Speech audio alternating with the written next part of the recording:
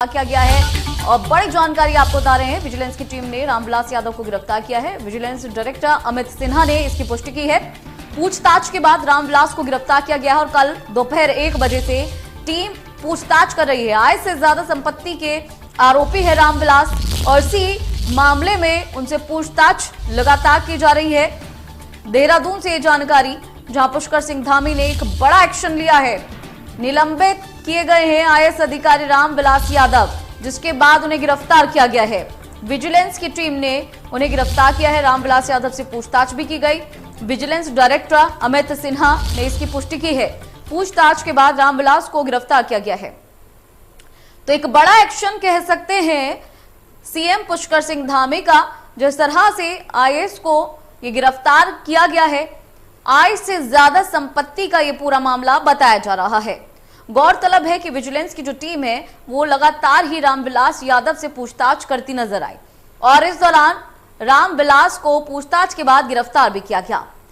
यहां पर आपको बता दें कि सीएम धामी ने एक बड़ा एक्शन लिया है और यहां एक्शन लेते हुए रामविलास को पहले सस्पेंड किया गया और उसके बाद गिरफ्तार किया गया। उनसे पूछताछ भी की गई। ये पूरा मामला जुड़ा है आय से ज्यादा संपत्ति से। विजिलेंस की टीम ने लगातार पूछताछ की। कई घंटों तक ये पूछताछ भी चली।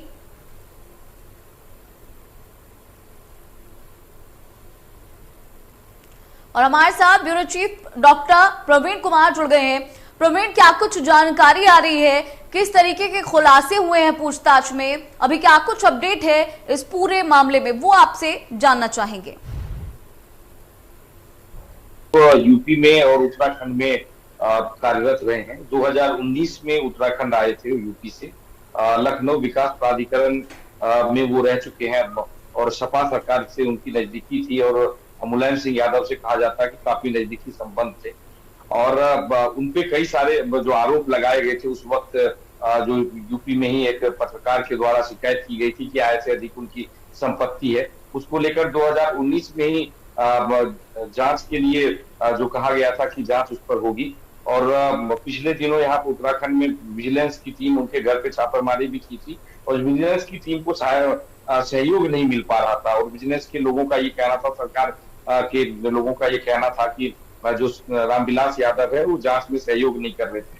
और अभी 2 दिन पहले ही हाईकोर्ट गए थे अपने गिरफ्तारी से बचने के लिए, लेकिन हाईकोर्ट में ये कहा गया कि पहले आप विजिलेंस के सामने जाइए, अपना तथ्य रखिए, उसके बाद वो आप 23 तारीख को आपको सुनेंगे। यानी आज कोर्ट में उनके जो केस पर सुनवाई है।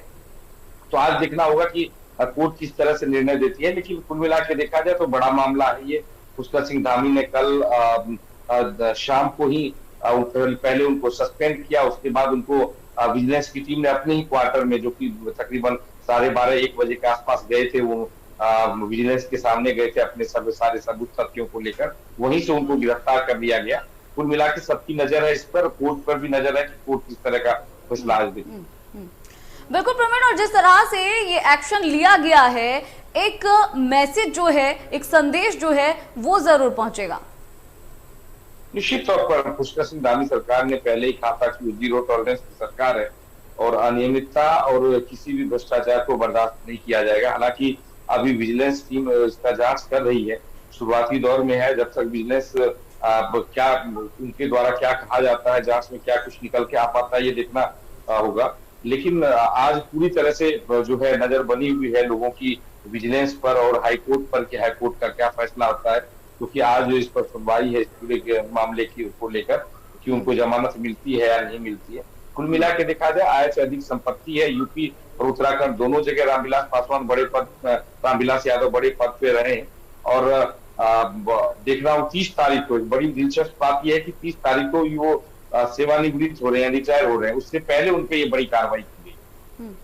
बिल्कुल, जैसा कि अभी आपने बताया कि सेवानिवृत्त होने वाले थे, उससे पहले ये कार्रवाई की गई है, तो किस तरह से इस कार्रवाई को देखा जाए? निश्चित तौर पर मैसेज जाएगा, जितने भी अधिकारी है उन सभी में के बीच ये मैसेज जाएगा कि जो वर्तमान सरकार है वो भ्रष्टाचार के मुद्दे पे कतई समझौता करने वाली नहीं है। और भ्रष्टाचार अगर कोई भी अधिकारी लिप्त पाए जाते हैं, इस तरह से शिकायत मिलती है, तो उस पर पुष्कर सिंह धामी सरकार एक्शन लेगी और वही मैसेज देने की यहाँ पे कोशिश। वहीं प्रवीण ये भी जानना चाहेंगे कि किस तरीके की दलील जो है वो रामविलास की तरफ से रखी जाएगी, सुनवाई कितने बजे होनी है, ये तमाम अपडेट आ रहे हैं क्या? देखिए, दोपहर बाद कहा जा रहा है कि सुनवाई हो सकती है।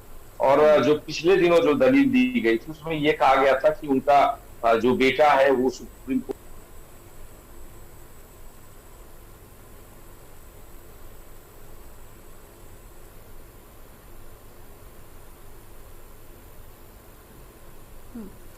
प्रवीण जी अनम्यूट कर लीजिए क्योंकि आपकी आवाज जी जी जी ठीक है, अपनी बात पूरी कीजिए प्रवीण जी।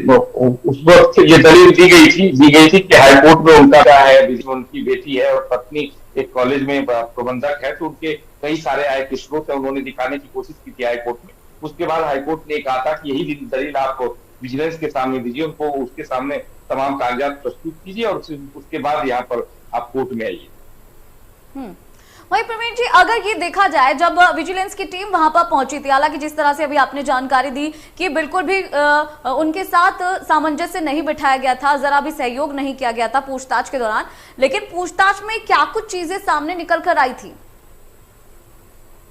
देखिए, पिछले दिनों जब विजिलेंस की टीम उसके घर पे छापेमारी की थी तो उस वक्त वो उत्तराखंड में नहीं थे, छुट्टी पर चल रहे थे और उस वक्त कुछ सगे संबंधी उनके घर पे थे, कुछ बड़े कागजात नहीं मिले थे, लेकिन कुछ सूचना बाद में प्राप्त हुई थी विजिलेंस को कि यहाँ पर कुछ उनके पास कुछ प्लॉट्स हैं, कुछ फ्लैट्स हैं उत्तराखंड में, इसके बाद गाजियाबाद में कुछ फ्लैट्स हैं और उसके बाद इन सभी जो इनपुट्स के आधार पर पूछने की कोशिश की जा रही थी विजिलेंस की टीम के द्वारा, लेकिन वो प्रस्तुत वहां पे नहीं आ रहे थे, वो आ नहीं रहे थे। आज जब तमाम साक्ष्य के साथ वहां पर कल दोपहर बाद पहुंचे थे तो उसके बाद कहीं ना कहीं विजिलेंस को लगा होगा कि और इसमें पूछताछ की जरूरत है, इसलिए उन्होंने हिरासत में उनको लिया है और पूछताछ निश्चित तौर पर जारी होगी।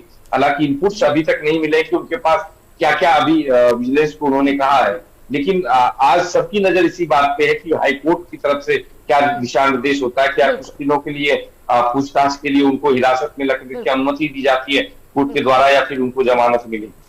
बिल्कुल प्रवीण, ये देखने वाली बात होगी। बहुत बहुत शुक्रिया इस बेहद ही महत्वपूर्ण जानकारी को पहुंचाने के लिए। वहीं रुख कर लेते हैं जहां सतर्कता विभाग के निदेशक से हमारे संवाददाता ने खास बातचीत की, क्या कुछ कहा वो एक बार आपको सुनाते हैं।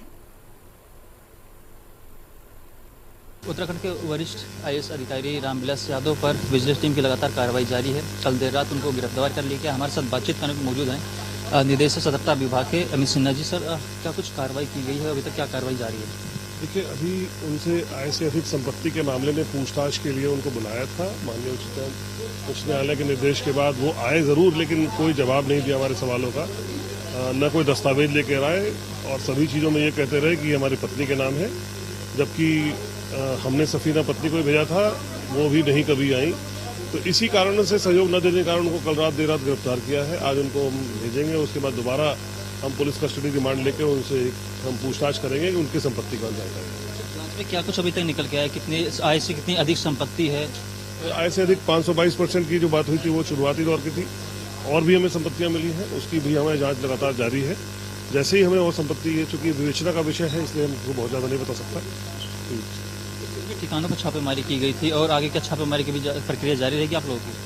नहीं, बिल्कुल छापेमारी का तो हम लोग पूछताछ करेंगे, छापेमारी भी करेंगे, देखेंगे भी कहाँ पे क्या है। अभी तो 4 जगहों पे छापेमारी की थी, अन्य स्थानों को भी देखेंगे। क्या अमाउंट कैश वगैरह भी बरामद किए गए थे, कुछ मोटी रकम बरामद की कैश वगैरह? देखिए, कैश की बात तो नहीं है बरामद की, हमें दस्तावेज कई सारे ऐसे मिले हैं जिसकी हम लोग जाँच करेंगे। जमीनों के कितने मामले, जमीनों की कई सारी चीजें मिली है, वो जमीनों को देखेंगे। तो ये थे निदेशक सतर्कता विभाग के अमित सिन्हा जी, जिनका साफ तौर पर कहना है कि फिलहाल जो वरिष्ठ IAS अधिकारी रामविलास यादव हैं उनको कल देर रात गिरफ्तार कर लिया गया और आज उनको जो विजिलेंस के कोर्ट में पेश किया जाएगा। कैमरा पर्सन सौरभ साथ रोहित सोनी, इंडियन।